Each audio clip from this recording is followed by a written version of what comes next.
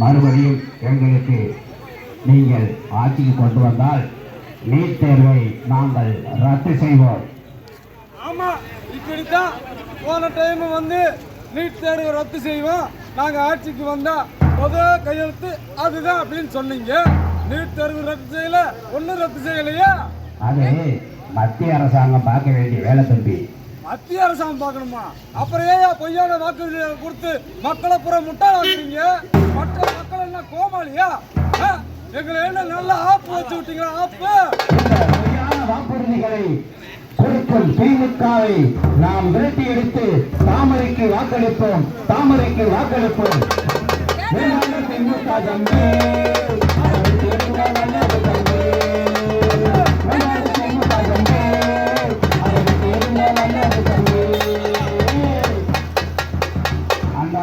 வாக்காளர் பெருமக்களே, சென்ற முறை நாங்கள் ஜெயித்து 1000 ரூபாய் கொடுத்தோம்.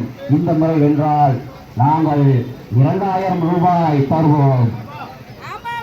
போன ஆட்சியில மகளிருக்கு 1000 ரூபாய் தாருன்னு சொன்னீங்க.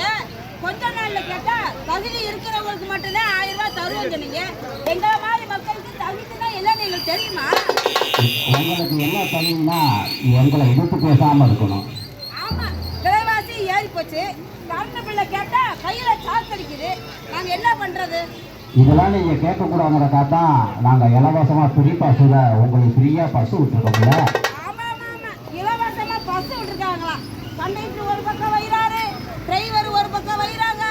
நின்று எங்க பஸ் எங்க நிப்பாட்டுறாங்க? பஸ் போய்கிட்டே இருக்கு.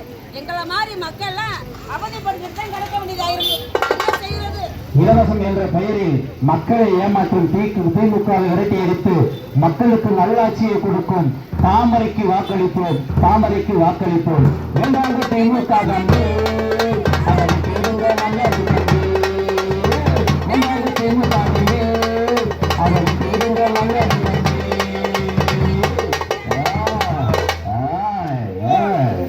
ஒழுங்கும் போக வேணாம், ஒழுங்கும் போக வேணாம். நல்லா இருக்கும் போது சூப்பர்.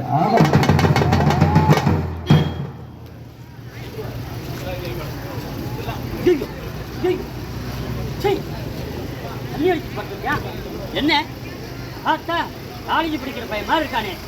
ஐயோ, இதெல்லாம் எங்க போய் சரிக்க? முதல் எங்க ஆட்சி வந்தவனே முதல் வழியா டாஸ்மார்க்க ஒழிப்போம் ஒழிப்போம் வாக்கு கொடுத்தீங்களே. அந்த வாக்கெல்லாம் எங்க போச்சு? எங்க போச்சு அந்த வாக்கெல்லாம்? எங்க போச்சு? அது மட்டுமா, பள்ளிக்கூடத்துக்கு போனா பிள்ளைகளை ஸ்கூலுக்கு அனுப்புனா இந்த பள்ளிக்கூடத்த இடத்துலயே கஞ்சா விற்கிறாங்க, போதை பொருள் விற்கிறாங்க.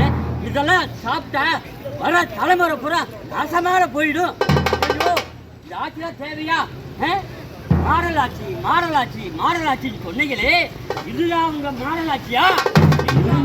போதைக்கு அடிமையாக்கும் மாடலாட்சியை ஒழித்து இளைஞர்களை நல்வழிப்படுத்த துடிக்கும் நமது தாமரைக்கு வாக்களிப்போம், தாமரைக்கு வாக்களிப்போம்.